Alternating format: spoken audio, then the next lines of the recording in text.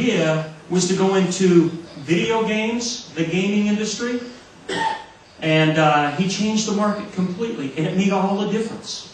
He sold the business to Intel for $90 million. And it was simply because we changed the market focus.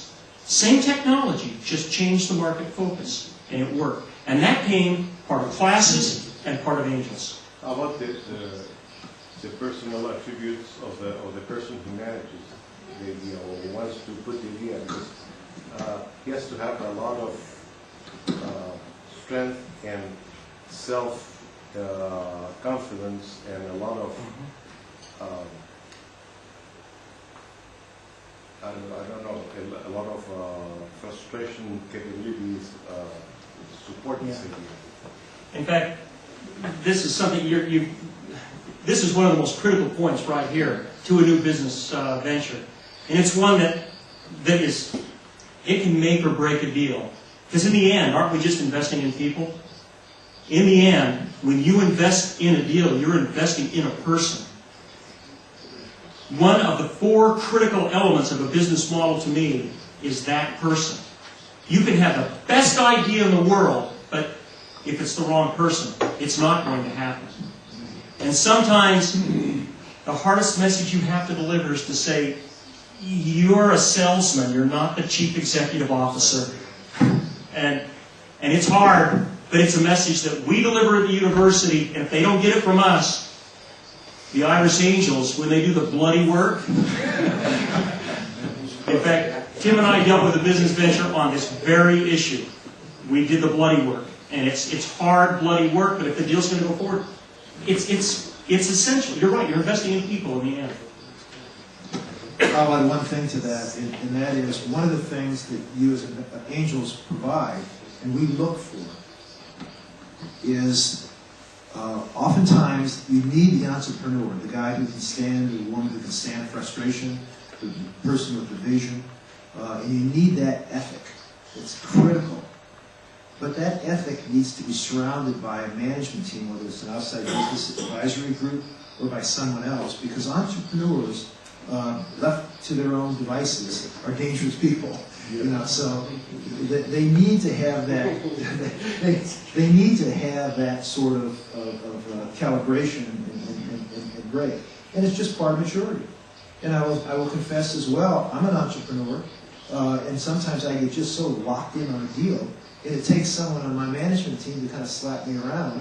And I've set up my structure so that even though it's oftentimes my money and my decision, I would never make it, even in my company, without that kind of vetting, because you need it. It's just a necessary component of the process. I know we're running out of time, but let me add one more thing to this. And this is another role that Irish Angels play. Is when I have a young entrepreneur, their youth and inexperience can work against them. But when I partner them with an Irish Angel, they get credibility that they don't have. Because now that young entrepreneur can say, I'm working with Tim Sutherland, and everybody goes, oh, well, if Tim's involved, then I'm interested. And that makes a lot of difference. Without that, we just have a young inexperienced guy with an interesting idea with no experience, no credibility.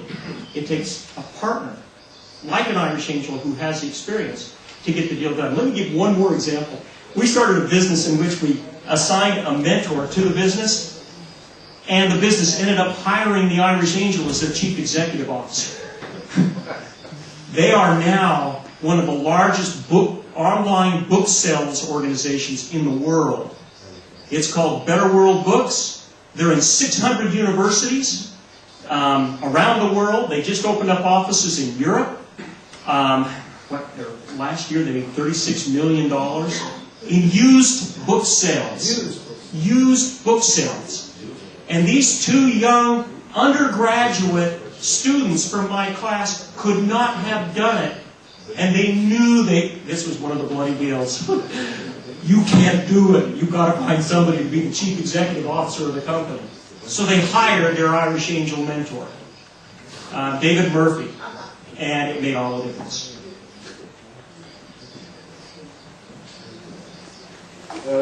We've talked so far about cooperation, basically, between the investors. Between the investors and the entrepreneur or the inventor or the creator of the idea. Now, my experience in this is that once you have established the ownership relationship, once you've become partners, of course there's cooperation. But before that, there's a very strong point of tension, which is when we discuss valuation with entrepreneurs. Because entrepreneurs always tend to overvalue what they've done, and investors always tend to undervalue it. So, how do you deal with that? How do you deal with because there's no competitive process here. But when there is a competitive process with different investors that bid for a certain project, then you can reach fair values for both parties. But in this case, this club, this group of friends, there's no inner competition, inner bidding to who pays the highest price for the project. So, how do you reach the valuations, basically? It's an absolutely excellent question, and it is a source of focus on virtually every deal. And there are two things that I'd like to say in response to that, and then, of course, I'll always give Jim an opportunity to correct me. First of all, we've experienced, and it was one of my lessons on slide 3, that if there's no value, there's no tension.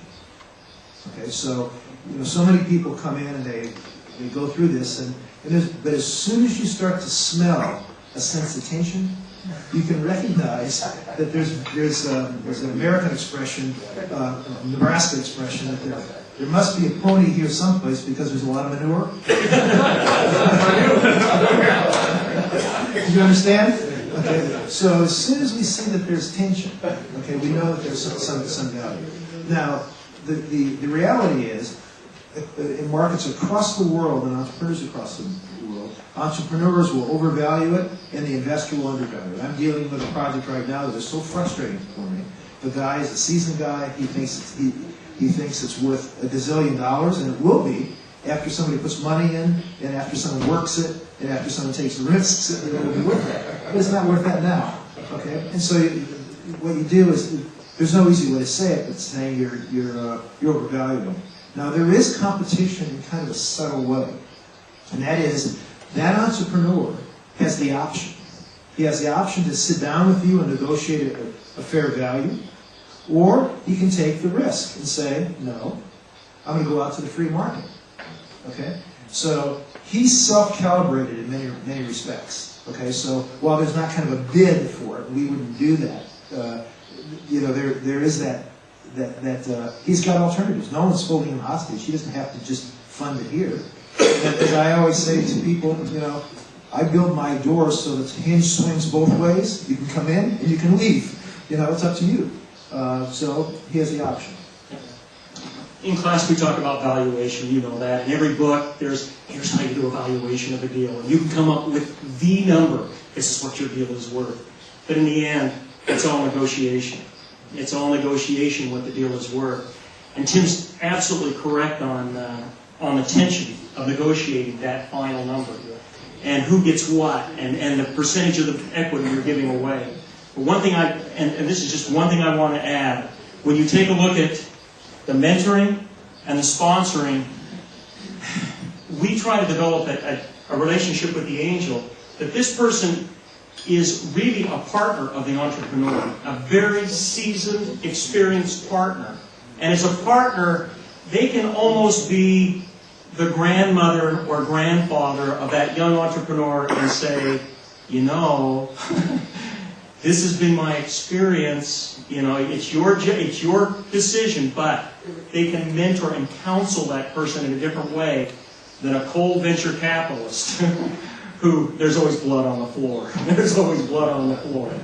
So with the mentoring and sponsorship, it makes a lot of difference in that negotiation. Okay. I want to say one thing, and that is for myself as well. Jim can speak for himself. I thank you for inviting me here. I really feel honored to have you spend some time. And I really counsel you to try and find some way to think through what that next step is. Because in my company, there's one bad term. And the bad term is we had a good meeting. a good meeting without a good follow-up is not worthwhile. So I hope we can work with something very, very concrete to follow up on this. But thank you very much.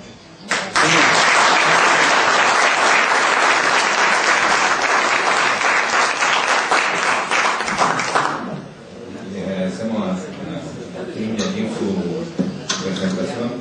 Les comento que yo creo que seguramente hay muchas preguntas. Ellos van a estar con nosotros hasta mañana. Hay algunos espacios de tiempo disponibles hoy día en la tarde, hoy jueves en la tarde, y mañana viernes en la mañana para algunas personas que quieran hacer una cita en privado con ellos, conversar de otras cosas. Esa posibilidad está, se pueden contactar con gente de la universidad. También quería comentarles que nosotros tenemos una pequeña diferencia. Nosotros vamos a partir trabajando en el tema de incubación